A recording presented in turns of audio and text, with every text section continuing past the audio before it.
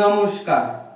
আজ আমি কবি সুকুমার রায়ের লেখা কাতুকুতু বুড়ো কবিতাটি আবৃত্তি করে শোনাতে চলেছি। আর যেখানে যাও না রে ভাই সপ্ত সাগর পার, কাতুকুতু বুড়োর কাছে যেও না খবরদার। সর্বনেশে বৃদ্ধ সে ভাই, যেও না তার বাড়ি।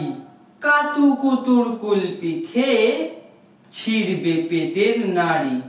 কোথায় বাড়ি কেউ জানে না, কোন সড়কের মোড়ে।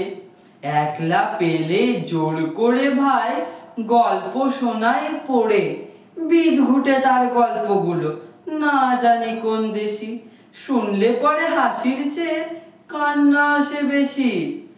না আছে তার মুন্ডু মাথা, না আছে তার মানে, তবুও তোমায় শুনতে হবে তাকিয়ে বুড়োর পানে।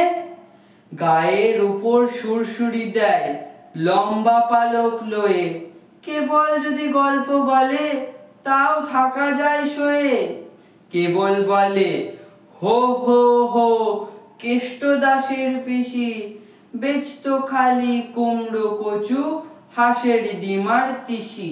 ডিমগুলো সব লম্বা মতন, কুমড়োগুলো বাঁকা, কচুর গায়ে রং বেরঙের আলপনা সব আঁকা।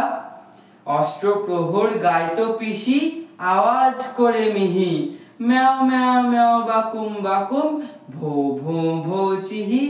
এই না বলে কুটুত করে চিমটি কাটে ঘাড়ে, খ্যাংরা মতন আঙুল দিয়ে খোঁচায় পাজর হাড়ে।